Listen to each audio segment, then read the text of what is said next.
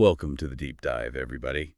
Um, Today we're going to be, talking about something that I think is pretty interesting for most people, and that is wealth, but not just the kind of wealth that we're all used to thinking about. Yeah, I think it's really refreshing how this book, The Wealth Money Can't Buy by Robin Sharma, kind of pushes back on that typical definition of wealth. Yeah, just for our listeners, we're going to be going really deep on this book, The Wealth Money Can't Buy, throughout the course of this deep dive. So, just so everybody's aware. Yeah, Good. exactly. He's really arguing that money is obviously important, right? Like it's a piece of the puzzle, but it's not the whole thing. Yeah. And there's all these other really important pieces like our health and our family and the craft that we pursue, and even things like community and adventure and service to others, and even like our own mindset. It's so true. I think we get so caught up in chasing the money, chasing the financial success, but um, I like how he's emphasizing all these other areas of life that we maybe don't always think about as contributing to our overall wealth. Right. Like what if true wealth is about all of these things together? Like that's a much more interesting way to live, I think. It is. Yeah, I'm really curious to see how he connects all of these pieces. So where should we start? Well, he starts with health, which I think makes sense, right? Yeah. It's like the foundation for everything else. Yeah, it's like you can't really enjoy any of the other forms of wealth if you're not feeling healthy. Exactly. And he has this really great phrase, food is medicine, which, sounds really simple. Yeah. But he goes so much deeper than just, eat your vegetables. He's really looking at how certain foods can like directly impact our mood and our energy levels. And it's interesting because he's connecting like ancient wisdom with modern science to show you how this works. So it's more than just an apple a day. Yeah, exactly. So, for example, he talks about how blueberries are like packed with antioxidants that have been shown to combat stress hormones. Oh, wow. And there are studies that have actually linked blueberry consumption to like measurable improvement in mood. That's really interesting. So it's not just a feel-good saying, there's actual science to back it up. Yeah. I like that he's backing up this idea of food as medicine with actual research. Yeah, and I mean, it makes you think twice about what you're putting in your body, right? Yeah, for sure. So what else does he suggest when it comes to, like, boosting our health? Well, one thing that he talks about is this idea of negativity bias. Negativity bias. Yeah, so it's basically this human tendency to like naturally focus on the negative. Oh, yeah. I can definitely relate to that. And he explains how our brains are wired to pay more attention to like threats and dangers, Right. which made sense for survival like way back when. Yeah. But these days, it can lead to so much anxiety and stress in our modern world. It's true, yeah. It's like our brains haven't quite caught up to the fact that we're not, running from saber-toothed tigers anymore. Exactly. So how do we combat that negativity bias then? Do we just, like, try to ignore all the bad stuff? He has some really practical techniques, actually. One that really stood out to me was this thing he calls the "how could this be worse" paragraph. Okay. So the idea is you take a situation that's like stressing you out, Yeah. and you write a paragraph in your journal about how things could actually be worse. Okay. So it's kind of like a thought experiment. So that's an interesting approach. I guess it puts things into perspective, right? Totally. It does, because by like forcing yourself to consider those worst case scenarios, you often realize that your current situation isn't as dire as you thought. Yeah, I can see how that would help to reframe your thinking and reduce that unnecessary anxiety. Okay, I'm intrigued. What else does he suggest? Okay, well, this one might be a little bit harder for some people to swallow. Okay. He's a big advocate for dopamine detox. Dopamine detox, what is that? So he points out how we're constantly bombarded by digital stimuli, right? Like social media notifications, emails, videos, all that stuff. Yeah, all the time. And all of that triggers dopamine releases in our brains. Oh, I see. Yeah. I'm definitely guilty of that. It feels like we're always chasing that next notification, that next little hit of dopamine. Totally, yeah.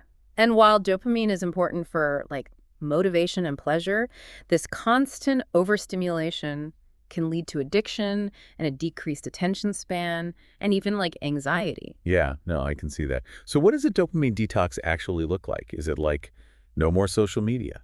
It's not necessarily about complete abstinence, but it's about being more mindful of how we're using technology, you know, Yeah. and setting healthy boundaries. Okay, so like maybe no more scrolling through social media before bed or something like that. Yeah, exactly. Just like create some space for yourself to disconnect and recharge. That's really good advice. Yeah. This is making me rethink some of my own habits. So what other surprising advice does Yeah. he offer? There's got to be more. Okay, well, this one might make you shiver a little bit. He's a huge advocate for cold showers. Cold showers. Yeah. Really? I Yeah. thought that was just for, like, athletes or people trying to wake up in the morning. There's actually like a scientific principle behind it called hormesis. Have you heard of that? I haven't, no. Okay, so hormesis is the idea that exposing our bodies to moderate stress, like cold temperatures, can actually trigger beneficial adaptations. So by, like, shocking our system a little bit, we're actually making ourselves stronger. Exactly. I like that. Like, research suggests that cold exposure can boost our immune system and improve circulation and even increase our resilience to stress. Wow, that's pretty cool. I'm starting to see why he considers health to be so crucial. It's Yeah. like this foundation for everything else. Yeah, it's like, taking care of your physical body allows you to show up more fully in every other area of your life. Makes sense. He also talks about the importance of sunshine. We all know that, Yeah. right? Right. Sunshine boosts serotonin, it improves mood. Yeah. But he takes it a step further and mentions how getting morning sun in your eyes can actually help regulate your sleep cycle and improve focus throughout the day. Oh, that's interesting. I've heard about, like, the importance of light for sleep, but I never realized that morning sun could have such a big impact. Yeah, it's about resetting our internal clock and aligning it with the natural rhythms of the day. I see. It's all about that balance, isn't it? The right foods, managing stress, getting enough sunshine. Yeah, and even shocking our system with cold showers. But, he doesn't forget about the power of laughter either. Oh, of course, yeah. Laughter is the best medicine, as they say. He tells the story about a surgeon in the 14th century who used humor as part of postoperative care because he believed that laughter actually helped patients heal faster. That's amazing. It's like we're rediscovering all this ancient wisdom and then validating it with modern science. Yeah, I love that. And speaking of rediscovering ancient practices, he also emphasizes this connection between our breath and our mental state. So he tells this fascinating story about warriors. So before battle, they would have a feather placed under their nose. Okay. And if the feather moved, it meant that their breathing was erratic. Yeah. And that was an indication of fear or anxiety. But if it remained still, they were considered calm and ready to fight. That's such a powerful visual. It really speaks to how much control we can gain over our minds and emotions simply by regulating our breath. He's basically reminding us of something we already know but often forget in the midst of our busy lives. Right. Deep, conscious breathing can calm our nervous system, reduce stress, and improve our overall well-being. So along with eating blueberries and taking cold showers, we should be practicing our deep breathing techniques. It sounds like he's encouraging us to take this more holistic approach to health, looking at the mind, body, and spirit as interconnected parts of a whole. Exactly. And this holistic approach extends to his views on family, which is the second form of wealth he explores in the book. I'm curious to hear what he has to say about that. Yeah. Family dynamics can be complex, and I'm always looking for ways to improve my relationships with loved ones. Well, he starts with this principle he calls the loved one's eyeballs law. So the idea is that if something is important to someone we love, we should make it important to us as well. That sounds simple enough, but I think it's something a lot of us struggle with. It's easy to get caught up in our own interests and forget to consider the needs of our loved ones. It's a reminder to be more present and attentive to what truly matters to the people we care about. He also talks about the importance of tough love, but he's not talking about being like harsh or judgmental. So what does he mean by tough love then? He's talking about setting healthy boundaries and like elegantly protecting our priorities. Okay. Recognizing that true love isn't about being a doormat, right? Right. It's about having the courage to stand up for ourselves and communicate our needs effectively. It's about respecting ourselves as much as we respect our loved ones. Exactly. And this can sometimes mean saying no, even when it's difficult, in order to preserve our own well-being and the health of the relationship. Yeah. That's a powerful message. I think a lot of us could benefit from learning how to set healthier boundaries in our relationships. It's not about being selfish. It's about creating a space where everyone feels respected and heard. Yeah, for sure. And he also talks about the importance of forgiveness, especially when it comes to family. He shares this really moving story about two brothers who were estranged for years, only reuniting in their father's hospital room shortly before he passed away. That sounds heartbreaking. I can't imagine carrying that kind of resentment for so long, especially when facing the loss of a parent. Yeah, it's really heavy. But it's a powerful reminder that, grudges and resentments only hurt us in the end. Forgiveness isn't about condoning someone's actions. It's about freeing ourselves from the burden of anger and bitterness. It's about recognizing that life is too short to hold on to those negative emotions.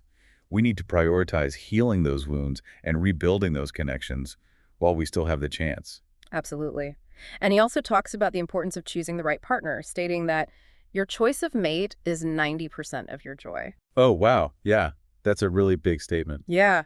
And he, shares that he found lasting happiness later in life with a partner who shared his values. Yeah, it makes sense that sharing similar values and worldviews would create a stronger foundation for a relationship. Totally. I mean, he's not saying that opposites can't attract or that every couple needs to agree on everything, but having that fundamental alignment can definitely contribute to a deeper sense of connection and shared joy.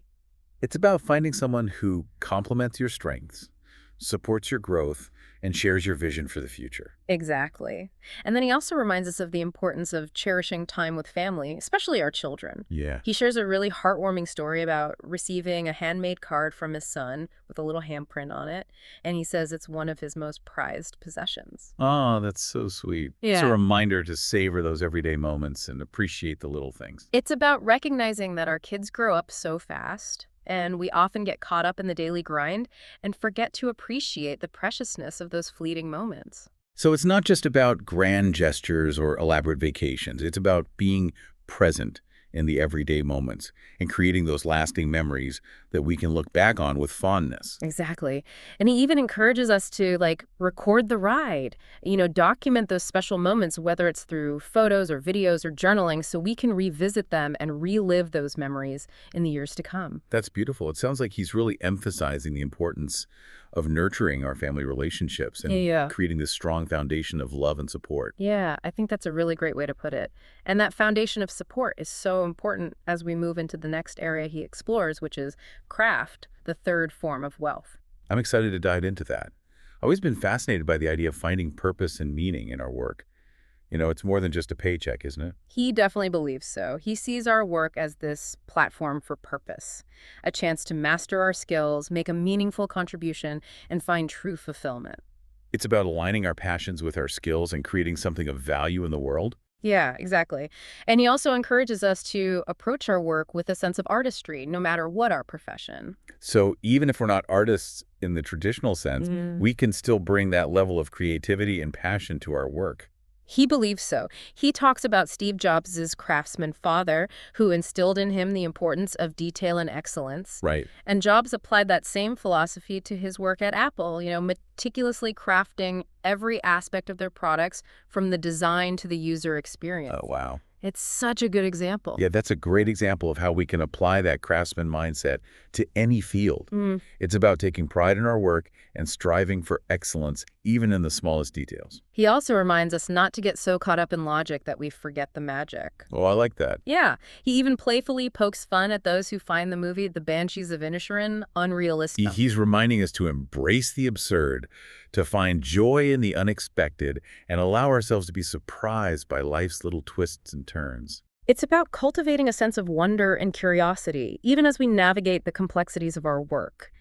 And, he also debunks the lie that no one will notice when we cut corners or don't put in our best effort. Oh, yeah, that's so true. We tell ourselves, oh, it's fine, no one's going to notice, but deep down we know it matters. We do. He argues that the details do matter, and that true craftsmanship is about striving for excellence in everything we do, even when no one's watching. It's about holding ourselves to a higher standard and taking pride in our work, knowing that we've put our best foot forward regardless of the outcome. Yeah, totally. And he also emphasizes the importance of continuous learning, calling it our superpower. I love that. Yeah. He believes that knowledge is the key to adaptability and resilience in a world that's constantly changing. It's about staying curious, seeking out new information, and expanding our skill sets so we can navigate the challenges and opportunities that come our way. Totally. And he even shares 5 really compelling reasons why reading will make us wealthier. Okay, I'm listening. So he argues that reading expands our knowledge, improves our creativity, enhances our understanding of human nature, makes us more effective communicators, and ultimately empowers us to make better decisions. Those are all great points. It sounds like he's encouraging us to become lifelong learners, constantly seeking out new information and perspective. For sure. He also encourages us to think like an artist, no matter our field. What does that look like in a practical sense? So he suggests always seeking to improve upon yesterday's work, Yeah. embracing mistakes as opportunities for growth, approaching every task with a sense of curiosity and experimentation. It's about bringing that creative spark to everything we do, finding ways to innovate, and constantly striving to push the boundaries of what's possible. Exactly. Yeah. And he actually tells this funny story about a server who, after 11 years at a restaurant, still couldn't pronounce the wines on the menu. Oh, no, that's unfortunate. I can imagine that would lead to some pretty awkward interactions with customers. He contrasts this with Ferran Adria, a world-renowned chef who closed his famous restaurant El Bulli at its peak to keep learning and evolving. Wow. Like Adria saw closing his restaurant as a way to break free from routine and explore new culinary frontiers. That's a powerful reminder that true mastery is this never-ending journey of learning and growth. We should never stop seeking to improve our craft, no matter how successful we become. It's about cultivating this mindset of continuous improvement, always pushing ourselves to be better today than we were yesterday. And that brings us to the end of part one of our deep dive into the wealth money can't buy. We've covered a lot of ground so far, exploring Sharma's insights on health, family, and craft. In part two, we'll delve into the remaining forms of wealth: money, community, adventure, service, and mindset, uncovering more of Sharma's practical advice for cultivating a truly wealthy life.